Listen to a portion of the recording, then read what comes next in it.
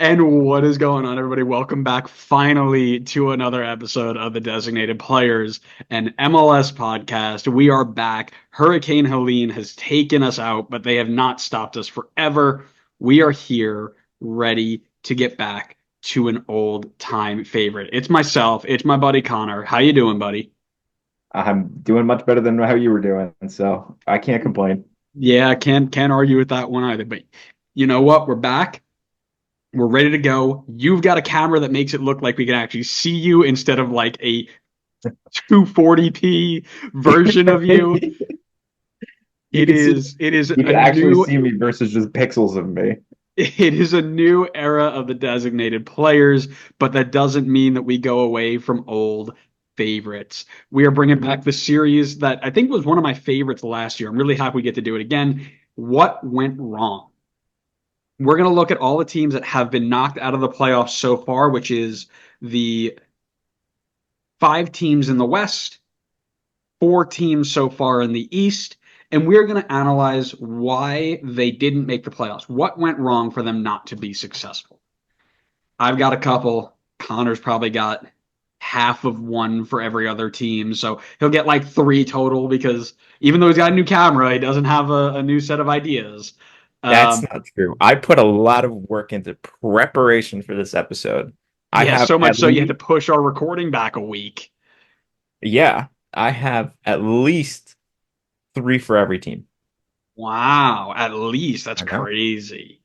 But we all, Well, of actually, no, it's course, not at least. It is only three for every team. could.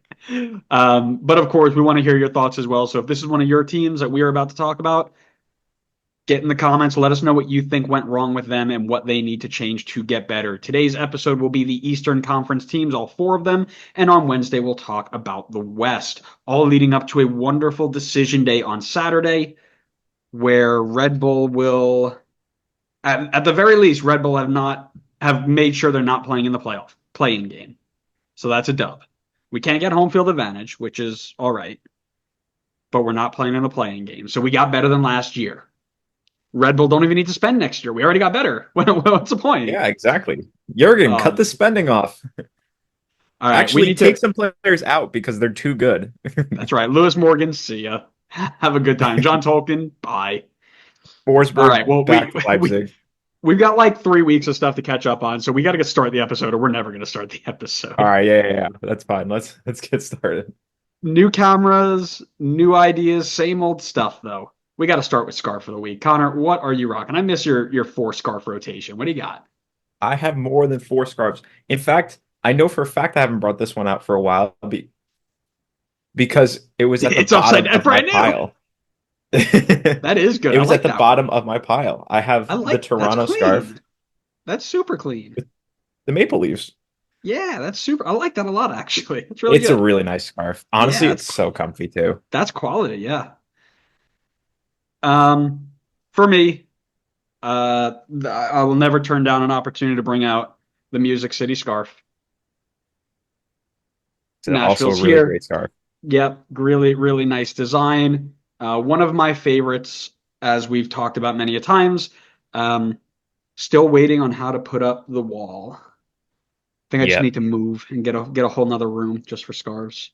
Well, we've got two good scarves, but we've got a list of bad teams here. So Not only was he prepping the episode, he had that saved for 3 weeks. My power went out. He no. spent That was 3 weeks off the prepping that dome. transition. That was off the dome. That was Lovely, just lovely, winging lovely. it.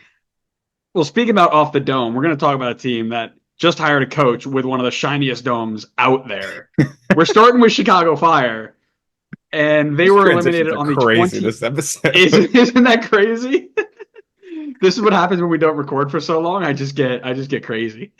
We are going to talk Chicago Fire. It is the team that was eliminated on the 28th of September, so nearly 2 weeks ago now.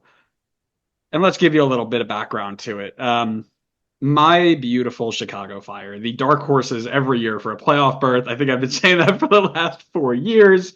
Bold predictions aplenty, and every year you fall short. Two playoff berths in 15 years, the worst DP history in the entire league, and no end in sight. Or is there? After missing the playoffs once again, Frank Klopas is gone, and our Lord and Savior, Triple G, is rumored, not rumored, it's official now. I prepped this before he was signed. He is officially in charge of the Chicago Fire. And while we all know that the combination of Triple G and Tom Barlow means endless MLS Cups, points records, supporter shield, the works, we ought to look back at what went wrong this season and why they are not playing in the playoffs. But I want to, because you prepped so hard, I want to know what your first one is. All right. So my first one is actually the exact same title I had for Chicago's what went wrong last season. So clearly they didn't address it. They didn't listen to the episode of the pod, which was reason number one why they're back on this list again. But my reason number one is get more out of your designated player spots. And I'm really glad that Chicago is willing to at least take a chance on designated players versus just not stepping up to swing at all. Montreal. But maybe you should slow the roll a little bit and take a little bit more time, considering very often they seem to be swings and misses. And that's no different from this season. The designated players were again disappointing. Shaqiri brought nothing to the table in the limited game time that he got. I think Jimenez, in my opinion, should just not be a designated player. I'm not saying he's not a good player, but I just don't think he warrants the designated player title. And then Kuipers, while definitely deserving more time, I think based on the price tag and the hype that was coming in, was a bit underwhelming. But again, not going to criticize him too much. It was his first season in the league. Give him more time, build a better team around him. I think he could do much better. But luckily, Chicago finally cut loose for Shaqiri. So now they have that spot open, and hopefully they buy down or move on from Jimenez. So if that is the case, they would have two designated player spots heading into next season. I think that could be a good opportunity for them to turn things around under Triple G and start to see some momentum swinging in the right direction for Chicago, because they do a really good job at getting youth players into the team and getting good involvement out of them. So if they can start hitting on their designated players, I think there could be an actual future for Chicago going forward. So I think it was a big area of concern, but I don't think it's something where there's no roadmap to a better future in this regard. There's always a roadmap with Triple G.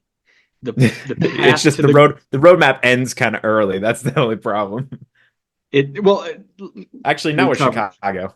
with Chicago, the bar is so low. The roadmap to greatness in Chicago is like pull out a parking lot, turn right, drive 10 feet, park. You've just gotten better.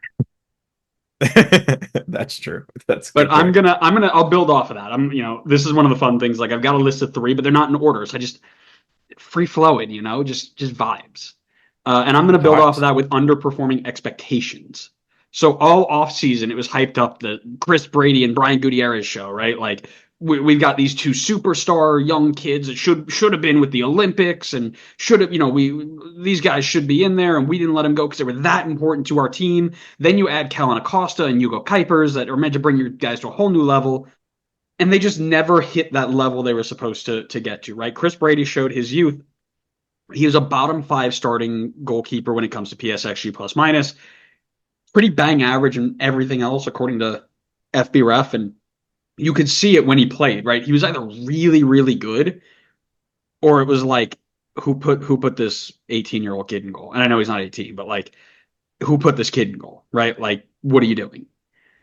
And that balances out to being pretty average, and that doesn't help you, right? Gutierrez has a $12 million striker in front of him, and he finishes with 3 assists, right? He had 5 expected assists all season. He added 6 goals, which were good, 2 of them, from the spot, so we know what that means. He only really scored 4. But his live chance creation for somebody who's supposed to be this next big thing is the American number 10, it was minimal at best, right? Kuiper's the only one who kind of lived up to the hype, but even then, right? You look at guys like Cucho Hernandez, who came in for $2 million less than he did, and he's outperforming him in every metric. Now, sure, maybe they got a better deal or whatever, but I don't know how many times you can keep calling for a rebuild at this point, but they're not planned out well enough to do this right now. They're players that they think were supposed to be their rebuild guys are underperforming. I don't really see, I don't see a lot of people coming up through that youth pipeline. They had one big surge of like, oh man, this is the next group, and only 2 of them are really panned out so far. the expectations of the players this year were definitely low. And I mean, could have been the players, could have been the coaching system, could have been a whole bunch of things. But right now, it's they underperform for sure. Well, I could tell you, my point number two is that I think it was partially on the coaching system because my point number two, and a reason why I think that I agree with you that they underperformed is because of stale head coach ideas. So Klopas has been involved with the Chicago coaching staff since September 2021. And since 2021, the Fire have been hot trash, pun intended, with their best finish being in the supporter shield being 22nd. Klopas hasn't been the head coach the entire time, but he has been in charge long enough to know that his ideas are not working. I think they need to. Well, this was written before anything was official, but I had written that they needed to bring someone in outside of the Chicago coaching staff that will get more out of their big money signing Kuipers, because in my opinion, he's the guy you build around. Looks like Chicago took the advice because they're already done that, and they brought in Triple G, who was definitely outside of the Chicago coaching staff. So we'll see what he can do with Kuipers. He didn't do a very good job with the USMNT in terms of their striker pool, so it will be very interesting to see what he can get out of Kuipers, or if Greg just has an inability to get anything out of strikers. But that is what I'll be keeping an eye on for Greg coming in there. But at least it's new ideas, which I think is a step in the right direction. Of course, he's going to get more out of his strikers. He's not playing with people like Florian Balogun and Josh Sargent. He's got Tom Barlow up top. What do you mean? How could you not get the most out of him? Yeah, you're right. He's gonna bench Kuiper so that Tom Barlow can start up top. Ugh, please hook it to my veins. I think in the 3 weeks I didn't have power, the reason why it was down so long is because you were hacking my computer. Because my number 2 point is old ideas. At I always Alfred, steal your ideas. That's you just do. how it is. That's just how it rolls. And, Three and you know weeks what? off, nothing has changed. Imitation is the highest form of flattery, something like that, right? At Alfred, we had this saying, right? If you want to do something you've never done before, you have to do something you've never done before. Think about it, right? What a saying. Wow, incredible. You See, got a bunch of scholars over there. that's why you would never make it here. If you want to do something you've never done before, like go on a nice deep cup run for the first time in 2 decades, you have to do something different, something you've never done before, like bring in a coach with new ideas and hasn't been recycled for the 100th time. Bringing back Frank Klopas for his 105th time in charge of the Chicago Fire does not show the ambition to be different than they were, right? He did well in the interim job to give him a decent ending to last season, sure, but did he do enough to earn the full-time job? Probably not. But they gave it to him anyway, seemingly in lieu of any actual looking for another coach. I don't remember hearing any other names rumored to Chicago at that point. It was just kind of like, oh, Klopas has a job, cool. Like, we'll just move. They And did the Greg analysis. They said we have Klopas in charge. Who compares to Klopas? oh Oh, look man, at what that. what happened there? Something happened. Like there was something at the end of this. Well, let's start our analysis right when Frank Klopas took over, and who's going to get us the same results at least or better than Frank Klopas? Nobody better than Frank, right? But listen, like they gave it to him anyway. He didn't really look for anything else, and that's what they got. They got what they asked for. So it's the same old. And regardless of what you think about Triple G, at least it will be something different than their last hires. So very nice on that point. But that's good. So why don't we then jump forward to your last point, and we can douse this fire, if you will. All right. Well, I hope you brought your yoga mat because this last one might be a stretch. You get it? Yeah, I've got that one, buddy.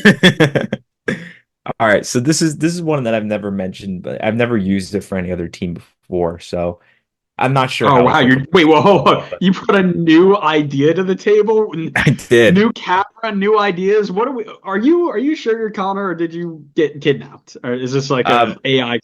Might have left the old one back in Syracuse, but all right. I don't even know if this is really like having any effect on the team, but I just thought it was an interesting thing that like I guess wasn't a part of the team that maybe could be something. But on the topic of stale ideas, my last point is a lack of varied MLS experience. Now, I know based off the title, it's a bit of a weird one, but stay with me here.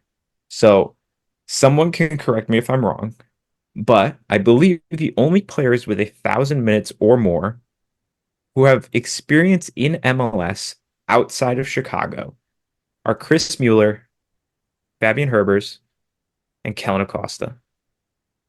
That's it. Now, there are players in this team that have plenty of MLS experience at this point, guys like Pineda, Brady, Guti. However, it's only through Chicago, which we've seen through their record over the last decade has not been very good experience. So, what I'm thinking is if Chicago can get a little bit more crafty in the MLS market, they can bring in some more MLS experienced guys, whether in free agency or trades, who can bring in new ideas and ways of playing because whatever they've been doing so far has not been working. And obviously, the head coach is going to be in charge of tactics and all that stuff. But I think having some varied MLS experience on the field who can kind of make those in-game adjustments, maybe based on things they've learned from playing with other teams or just learned from playing with other coaches even, I think could be pretty beneficial to this team. But as of right now, it's super limited in how much outside of Chicago MLS experience that this team is bringing on the field. So it's a bit of a weird one. It's probably a bit of a stretch, but I wanted to throw something a little bit different in there that might have been maybe a little bit of a factor, but probably not a huge one. I like that. That shows that you did like actual in-depth research. Like this is what we pushed the episode back for. But no, in all seriousness, I agree with you, right? Like it's very, very rare to see a group of players without experience be successful. That's why it's so difficult to have like teams go straight from a USL squad up to MLS and think that they're just going to transition straight in. It's a really good point. Mine's kind of a cop out. Like this last one was just the culture, right? Being a bad culture, right? They took a step in the right direction by offloading Shaqiri, as you mentioned, but as long as you had that MLS 1.0 designated player in the locker room who was clearly there just to collect a paycheck and, screw around for keep PG on our show as we do, it's always going to be difficult to change the culture of a perennial losing side that is walking in and saying, okay, we're all here to work hard. And then here's the guy making the third highest salary in the league who couldn't care less. Why am I doing the work when he doesn't have to do anything? That's never going to happen. And culture was always the first thing you needed to change. And that's tough to do. So you were completely correct in saying that they took a step in the right direction by offloading Shaqiri. Now it's who do you fill in those spots with? And I'm really interested to see who Greg goes for. Weston McKinnon, Gio Reyna alone. I'm here for it. Nothing would make me happier than 100%. watching. Nothing would make me happier than watching the USMNT Twitter heads absolutely malting. Dude, like the amount of I've tried so hard in recent weeks And I've got so far. and in the end it matters. But if Gio Reyna and or Weston McKinney came back to the Chicago Fire with Triple G, I'm writing myself a code to auto refresh Twitter under the hashtag USMNT and just grabbing some popcorn, just getting some popcorn and calling it because that would be peak entertainment. This is what they call primetime television. That's right, must see television. A team that was not must see television this year though. Caleb Porter's Nice. New England Revolution, eliminated on the 5th of October. 3 years removed from a points record setting Supporter Shield run, the New England Revs have missed the playoffs for the second time in the last 3 years. Caleb Porter has had a nightmare of a run and will hope that 2025 brings better tidings. However, we should look back at 2024 to see what went wrong. Yeah. Probably still the same. Again, this is. I know we didn't cover them in what went wrong last year because technically they made the playoffs, but if we were going to cover them in what went wrong, this would be a repeat again for me on this first one, and that's off the field issues.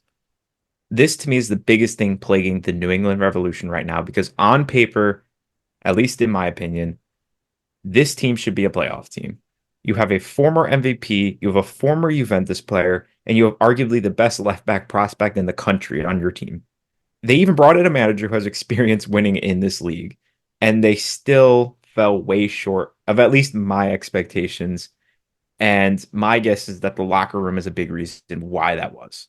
And the incident that seemingly kickstarted all of this was Bruce Arena investigation last season, which tore apart the locker room. And New England hasn't been the same since then, even throughout this entire season.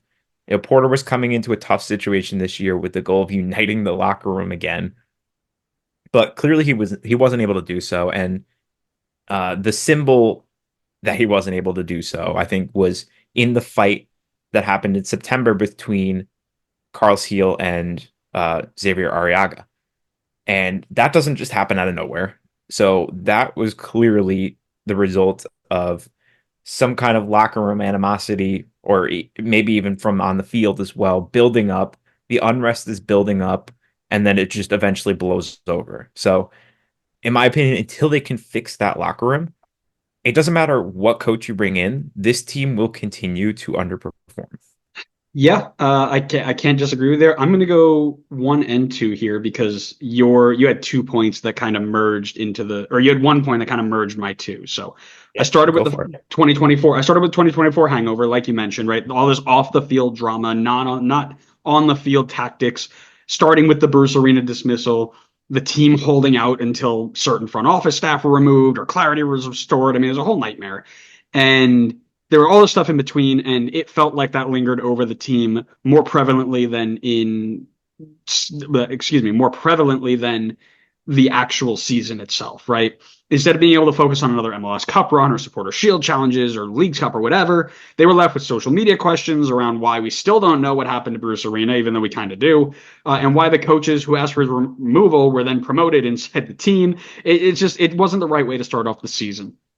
And then from there, I mentioned that it was basically Caleb Porter versus the world, right? So you talk about that really bad locker room. That locker room started because I don't think Caleb Porter ever had control of that locker room. He lost confidence in his center backs, which is something we'll talk about in a little bit here, for no reason whatsoever. He had on the field arguments with players in the middle of games. I remember him and Nick Lima going at it. You mentioned the Carlos Hill, Xavier Arriaga thing. It just felt like Caleb Porter never really had control of the locker room. And that even stretched out to the media, right? He got into an argument with the media who basically asked, hey, why is Dave Romney not starting? And he went on a whole minute and a half rant about why the media should be doing his job instead of him and never answered the question. Just got really, really angry for no reason whatsoever. Like, it was a fair question. Like, hey, why is Dave not playing? Oh, Dave hasn't really fit in with the system yet. He's not really doing whatever, or he's hurt, or whatever. That's all I need to say. 10 seconds. Instead, he went on this minute and a half long rant against this poor reporter who was just asking questions.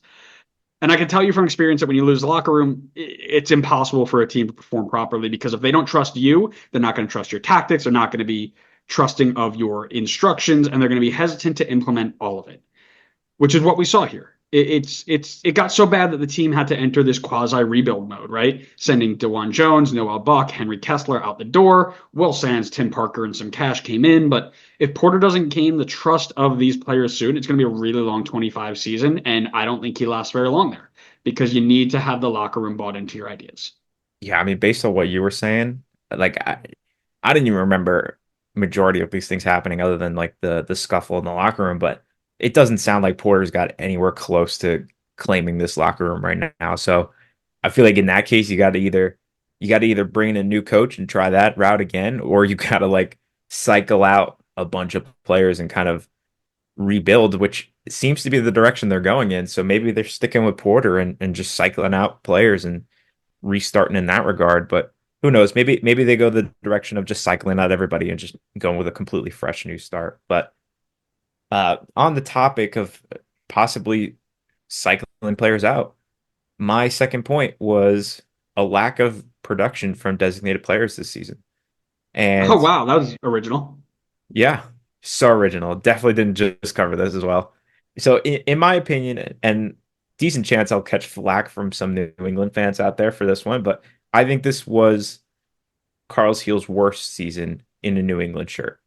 And I think the blow up with Arriaga was the sign that maybe he wasn't fully focused on the field and was possibly distracted by these off the field issues. And for me, he has to be the main catalyst of this team. But he shouldn't really be getting all the blame because even though he wasn't exactly up to his typical standards, which is a very high bar, he was still miles clear of the other quote unquote star players on the team. Brioni has struggled since he started with New England.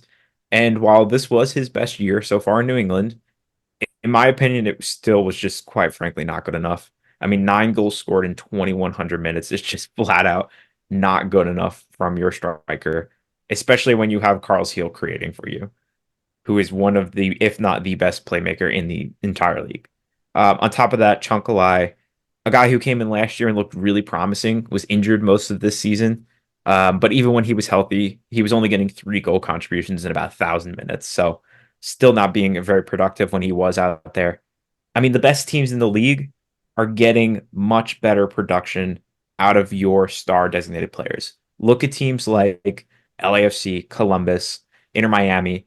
Their designated players are the focal point for these teams. They're the ones producing, they're the ones getting it done. That needs to be the case for New England as well. So they need to get much better production out of these guys because honestly, that could, in my opinion, that could be a way that you can kind of get the locker room back together again. If you see some of these key guys coming in, performing really well, you start getting better results on the field, players start to get a bit happier. And I think that can maybe get the locker room to be cohesive again.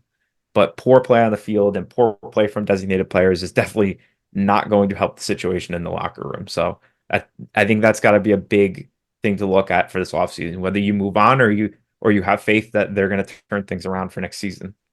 Yeah, yeah, I think that's fair. I think your designated players are only as impactful usually based on the players that are around them. So if you aren't supporting them well, they'll tend to struggle. And I point to Ricky Puig as somebody like that, right? Like he was good, not stand out the year last year, I think it was. And then they brought in Peck and they brought in Paintsill and Jovic got healthy and he became an MVP candidate. So, I think it's a 50-50 there, but I don't disagree with you that they needed to be better regardless of what they did. And again, I think a coach that they believe in fixes that too. So all ties together. But my last point, because I doubled up here, is also player specific and it's defensive specific, right? We talked about Porter not trusting his center backs, and he wasn't a fan of the options that he was provided when he entered the Rev setup. And it's almost like at Football Manager when you walk in, you're like, all right, let me see what I got. Bunch of 2-star center backs, you're gone, right? After just a year in New England, Henrik Ravas was sent packing back to Poland. He made it very clear that he wasn't thrilled with the center backs either, right? He went on to bring in Xavier Arriaga and Tim Parker with Ivicic in the goal. He also sent Henry Kessler and DeJuan Jones packing. And all this moving in and out, New England had the worst defensive record in the East and close to the worst defensive record in the league.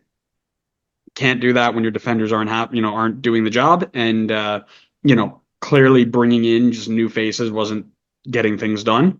So he might need to go back to the drawing board there. But you didn't make the playoffs, not because of the defenders that you had, but I think because of the defensive shape that you were trying to play in. You didn't, I don't really remember off the top of my head who their true number 6 would be to protect and shield that group. Yes, Al Hassan Youssef in central midfield, and Matt Polster was sitting in front of them too. That's true. And it seems like there were just some players that weren't doing the job, and it might have been a tactical thing, right? I'll be honest with you, I haven't watched a ton of New England, so maybe our New England friends can help us out there and let us know. But clearly something wasn't working because you were beating. I mean, you gave up the most goals in the conference. That's not good. No, it is not. That's the expert analysis we pay for. My last point is a lack of reinvestment. So New England brought in about, and I apologize that this is all going to be in euros. You can blame transfer market, those euro snobs.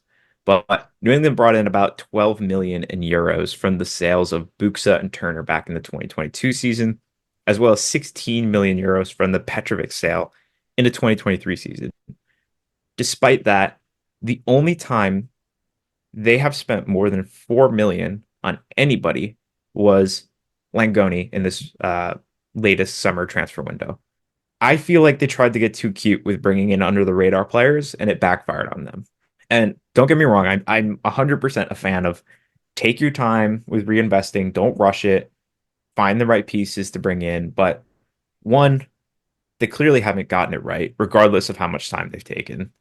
And two, I think they've arguably taken too long to reinvest when your star player, Carlos Heel, is in his prime. And I feel like you should be investing around him to get the most out of his prime now and trying to win. They should be building for Heel to win now because he has proven to be the type of player that you build around. He is a former MVP. He is 100% the person that should be the focal point. I think there's a lot of things that we could sit here and talk about. I think Probably. there's a ton that New England will need to fix. But the wonderful thing about this league is three good signings, and they might actually be top of the conference next year. So one to keep an eye on for sure. There is another team we need to talk about, and what's unfortunate is that they are doomed for at least the next decade because their head coach is tainted and infected with the virus that is the Triple G system. And that's Nashville SC because BJ Callahan came to the rescue. He led the USMNT to a Gold Cup, and he will cakewalk MLS, said every non MLS fan ever. And then he cakewalked Nashville right into the spot on the couch in the waiting room for the 2025 season. He's going to look to implement his tactics properly in 2025, but let's chat about what went wrong for Nashville as a whole in 2024, leading to their exit. And I'll start with one that isn't Gary. Well, I gave it away. My transition Oh, ruined. boo. Cut it all. No, I don't want to do that much editing. The one that isn't BJ Callahan coded, as the kids say, and it's Gary Smith's stalled tactics. And we chatted about this during the episode we did on his dismissal, but Gary Smith took his team as far as he could in the 4 or 5 years that he was at the helm, and he just ran out of ideas, and other teams figured him out, and it was time to pass off this team to someone for a fresh start.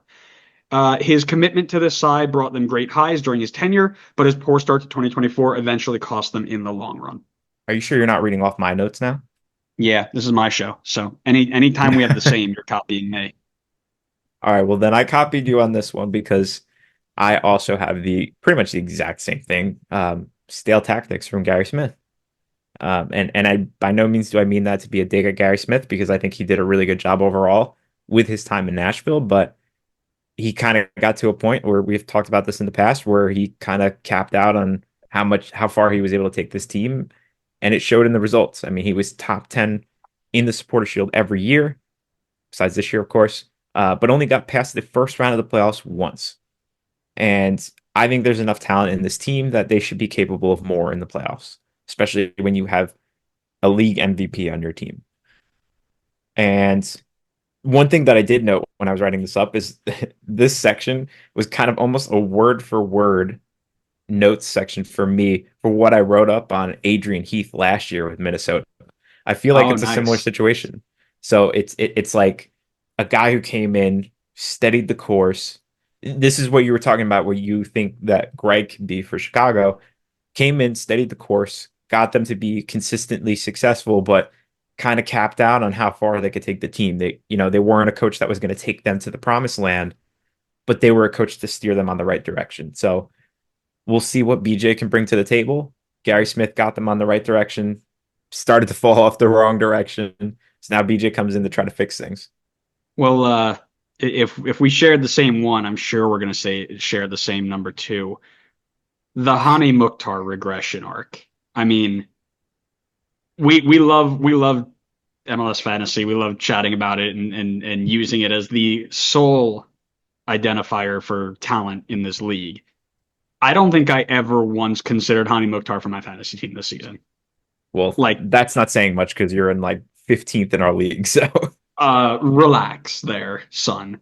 Um, let alone no captain or anything like that. And I know it sounds silly, but he was an automatic lock for like the past 3 years, right? Because of just how good he was. You knew he was good for at least 15 goals and a bunch of assists. I mean, he was Nashville's only scorer, right? This season, he was non-existent. And we always talk about this, but what was Nashville without Hani Mukhtar? A guy who carried them so far for so long, he was bound to get figured out eventually. This season he did, and it meant that Nashville were the worst attack both in the conference and in the league with only 33 goals in 33 games to this point. They haven't played decision day yet. That's really bad. High level analysis, right? That's not good. One goal a game usually doesn't win you much. And you're not going to be very successful that way because for those of you who don't know, if you're new to this game, the object of the game is to put the round ball through the white kind of stick looking things, and then you win games if you do it more than the other team. It all makes sense now, dude. I've been putting the square ball into the white posts. See, Uh, that's your problem. Your football manager is the ball isn't round enough for you, right? It's just it's no. pixels. Yeah. Yeah, and the pixels are Players squares, doing so I got confused. players doing bicycle kicks from 55 yards out and Not unrealistic. goalkeepers Zlatan's done swinging it. and missing. Also not unrealistic. Yeah, well, Yeah, so I have a very similar point. It's pretty much the exact same, but I'm gonna go through it anyway because there's a note in here that I want to hopefully get you triggered by. But yeah, this section was too much reliance on one player. So I mean, how many years have we been saying this about this team, relying too much on one player to score all of the goals for them? It's at least been 3 or 4 years now, which is insane considering it's still been the same problem for the last 3 or 4 years. And in fairness, it's not like they haven't tried, but the strikers, quite frankly, have been as useless as a white crayon. And once again, Hani carried the attacking load with 18 goal contributions. And as you rightfully point out, it's been a bit of a down year for him. But regardless, I mean, he's still the only one getting things done. 18 goal contributions from him. To call that a bad year is crazy. Like his bar is insanely high, but he's had a little bit of help from Surge, who's chipped in with 11 goals. But the next highest score after that is Alex Mouille. If Alex Mouille is your third leading scorer, then something has you gone are wrong. probably the best team in the league. What? Something has gone wrong. In the past few seasons, Nashville's been able to get away with this, but mainly because they've had an impeccable defense. But this year, the defense was as leaky as my bathroom ceiling. So the team consistently struggled, considering they were still not scoring enough goals. Not to mention that Hani had a quote unquote bad year with 18 goal contributions, which is an unbelievable thing to say. But yeah, so the over reliance finally caught up to them, and now Nashville's paying the price for it. Yeah, I mean, you put it really well, right? We've been saying this for 4 years. Like, eventually, Hani's going to stop scoring. Then what's going to happen? Eventually, Hani's going to stop. He stopped scoring, relatively, right? And what happened? Nothing happened because he was a different player this year in all of the wrong ways, which sucks because MLS is better when Hani Mukhtar is tearing up the field. It just is. But that's the nature of the game. You cannot, unless you are Lionel Messi, you cannot allow one player just to run the show for his entire career. My last point is something that, again, is a long term idea, loss of identity. We raved for years about Nashville's defensive setup, right? Take away the COVID year and you look at their defensive record since they entered the league, 33 goals conceded, 32 goals conceded, 41 goals conceded. A testament to an identity of being really tough to break down all the time. And that made up for their lack of non-Hani Mukhtar attacking option. If you didn't give up goals, then yeah, sure, Hani Mukhtar could score 80% of your goals or whatever the crazy number was, right? Because you were able to be defensively strong. This year, they could not hide their attacking issues behind a defense that leaked 52 goals, which wasn't the worst, right? But teams that gave up 52 goals also usually scored about 52 goals. It wasn't give up 52 and score 33. And when you don't have the balance there, you're going to get beat more times than you don't. Because as we mentioned, the object of the game not only is to put the ball in between the sticks, but it's to make sure the other team doesn't put the ball in between your sticks. And they didn't do that. That was somebody forgot to tell them the point of the game, and maybe next year they'll figure it out. Yeah, I mean, of course, if he's a disciple of Greg, then I mean, Nashville to the moon. I mean, number two next season behind Chicago and number one, right? Well, 3-2 with Red Bull at 1, but we move. Let's It's Laura Roll. All right. You've been too good this season. All your talent's about to get poached by Jurgen Klopp. We've been too good. We've got a non-play-in game away game finish that we're probably gonna end up going to Columbus and getting walked. Most teams in the league that would happen to, so don't feel bad about that. All right, my last one here is bad return from the depth. So if you look at their transfer market page, they have a lot of players. It's certainly enough players to cover if somebody got injured, but what about the quality of what those backups brought? So Nashville seemed to be battling injuries with players throughout the season, whether that was Tyler Boyd, Sean Davis, Walker Zimmerman, and the replacements did not step up enough in their absence. For example, when Zimmerman was out from week 3 to week 9, the team conceded 15 goals.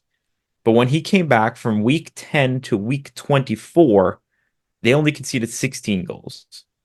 So clearly, when he was out, people were not able to step up in his absence. And I understand that they're not going to be at the quality of Zimmerman, but that's a 6 week period where they conceded about the same goals as they did in a 14-week period. Like, that's a huge difference. Then Leal was also out pretty much all of this year, and Tyler Boyd missed a decent amount of time, meaning the door was wide open for Schaffelberg to take over, which, in my opinion, he just did not do, at least not for Nashville. So maybe BJ can get more out of these guys if they are into a situation where the depth pieces need to step in again. Otherwise, I think they should consider looking for new depth pieces heading into next year. Man, I'm gonna tell you, Jacob Schaffelberg's nearing Shaqiri levels of club and country. Remember that graph? Like, Yeah. absolutely non-existent for Nashville. And then he walks into Canadian national team and is like the best player outside of Alphonso Davies. Like, Yeah, he's like the Canadian unbelievable Messi for scenes. them. Yeah.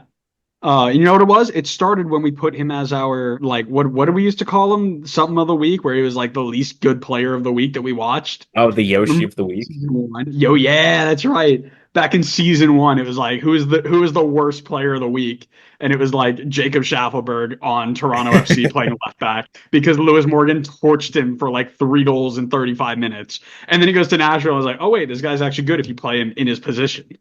What a shock. Speaking of Toronto FC, wow, what a transition. It's They were crazy. also they were also eliminated on the 5th of October for the fourth consecutive season. They are watching the playoffs from the couch. Big name signings, multiple head coaches, and multiple game plans. They have not found the solution to get them into the postseason pretty much since the treble season. I mean, really.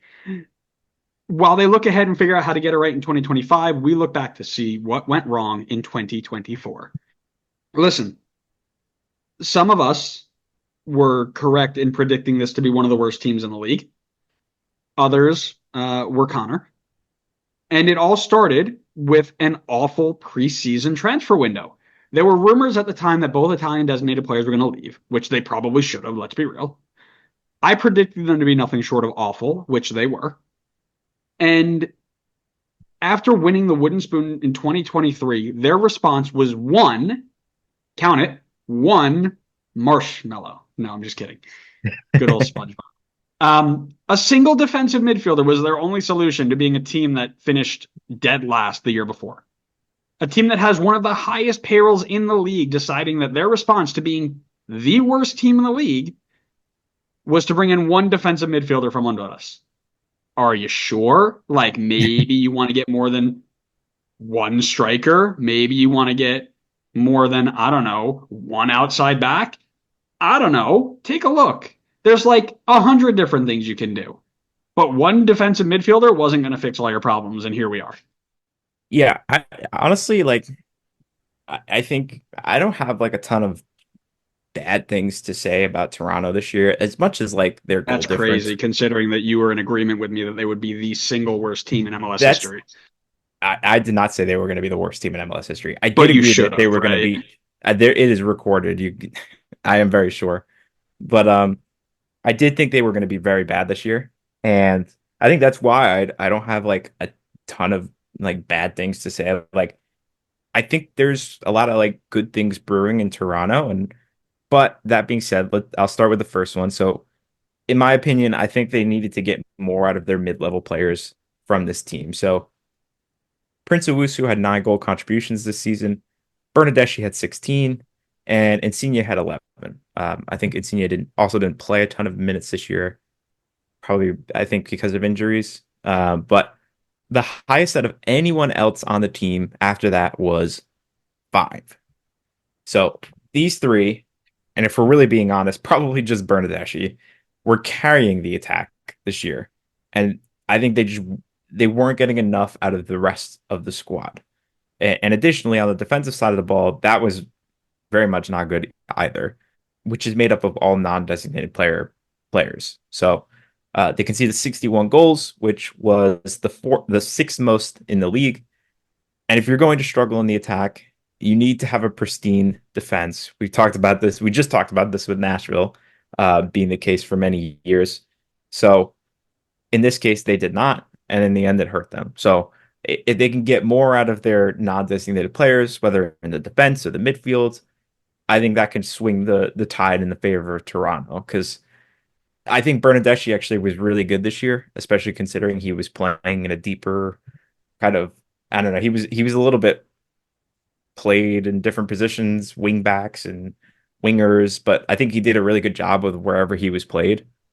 If Insigne was healthy, I think he could have had a really strong season too, and just got more minutes. So I think there is like potential for this Toronto team, but we didn't see it. We didn't see enough of it this season. Which is good because now there's no clip of me saying that they're going to be the worst team in the league in history and then them making a stupid playoff run and winning something, you know?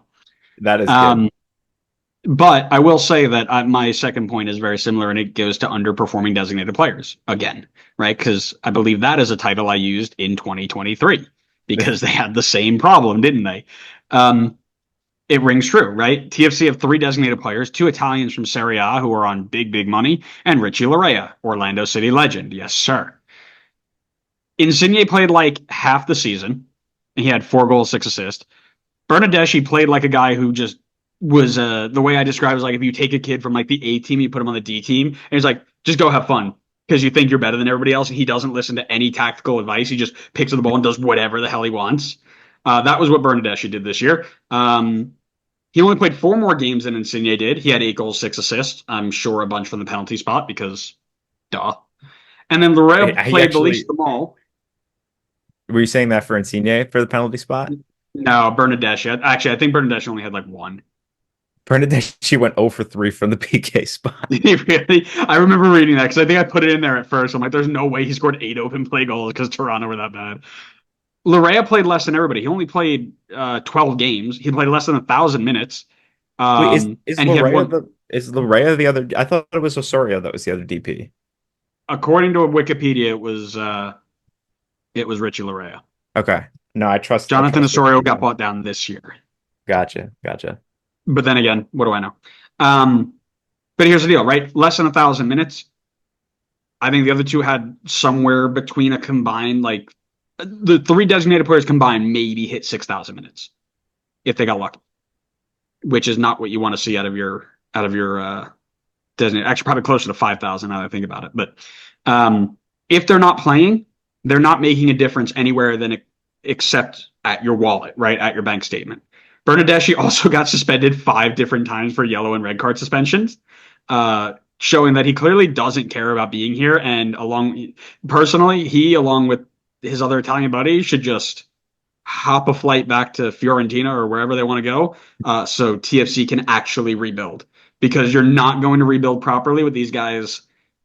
I'm going to use the term taking up roster space. I'm going to be nice about it. I mean, in But fairness, if you took them out of this team, you would probably be correct in your prediction. which is why I made the prediction in the first place. Because as you said, it's recorded. That's why I made the prediction in the first place. I said those two are going to leave, and if they leave, this will be the worst team in history. Period. With a T, right? That's how the kids say it. Period with a T. Because whatever. Never Um, again. but listen, right? If you've got 3 designated players and they are not playing for you, all they're doing is costing you money for nothing. Ship them out. Get players who want to be here. actually build towards success again. All right, so my second point is called doing that little bit extra. And I've titled this section in that way because this team consistently sat in the playoff chase all season long, despite the fact that they lost 19 games this season. If they could just do that little bit extra in a few more games, you're looking at a playoff appearance. But because they couldn't do that, it's very likely that they'll look to rebuild for next year, whether that's with or without the Italians. But for them to be still in the playoff chase that much, despite losing 19 games this year, that is one less loss than New England, as bad as New England has been. Like, that is a ton of losses.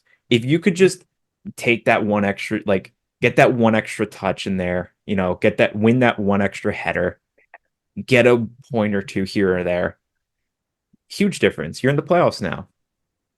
So I think if you can do that, turn a couple of those losses into draws, just do that little bit extra, completely different outlook on Toronto's season. You're looking at them in the playoffs, and it's a huge overachievement from what we expected from them in the season. Not to say that they didn't overachieve what we expected, because they definitely did, but would have been even more. To clarify, Lorenzo Insigne didn't break 1,400 minutes. Bernadeschi hit 24. So he actually got some minutes in there, but when you've got two of your players who didn't even break 1,500 minutes out of your three, that's not good. Just wanted to clarify that before we I go. can't believe Richie Laray is a designated player. That's actually Yeah. insane. All right. Well, let's get to the last point here so we can wrap this Eastern Conference, what went wrong, up and prepare for the last episode in the Eastern Conference, which will feature two other teams. So we'll finish that up next week. Mine is very similar to some others, and it is that their squad depth sucks. When you are in a salary cap league, the risk of going big at the top is that the middle and bottom usually lets you down if you need them to step up. Well, since they didn't address the depth from point one, as we mentioned, and it's clear that the big names didn't deliver from point two, you can see how depth would be a real problem for this group if they didn't step up.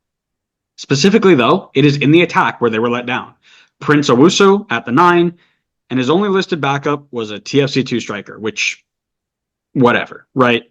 When Bernadeschi and Insigne weren't getting things done, you looked at super draft picks like Therese Spicer and DeAndre Kerr to fill in, as well as at the 9, right? They played at the 9 a little bit too. Derek Etienne Jr. or Kosi Thompson. Three of those four guys just hit the age where they can legally buy alcohol. For a team that's built around high level performers like the Italian duo, that drop off in quality is so drastic, it will hurt you. Like, it's not like going from a mid level TAM guy to a reserve where that drop off isn't as extreme. When you're going from Insigne Bernadeschi as attackers, oh, they're not getting the job done, or Bernadeschi's gotten his 700th yellow card suspension because he just keeps yelling at the referee. Okay, who's up next? You just graduated college, in you go. Right? That drop off, massive. So the depth wasn't good enough for them. And not saying that they were bad players, by the way. Not saying like, oh yeah, like they didn't do the job. They weren't great, but they did well for what they should have been expected to do. But that drop off going from, it's like taking Carlos Vela out and putting in Alex Mouil, right? Like but that's in the opposite direction. You got Vela here, Mouil up here. It's the same idea, just different direction, right?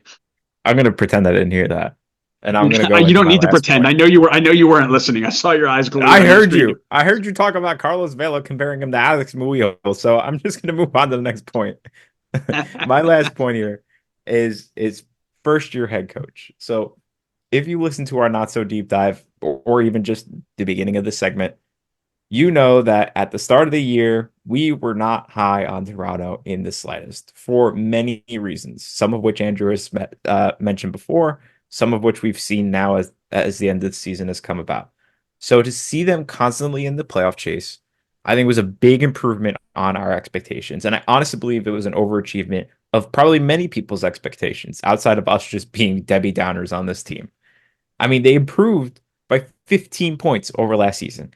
And I understand the bar was extremely low last year, so that may not be saying too much. But a 15-point improvement is a step in the right direction, no matter how you look at it.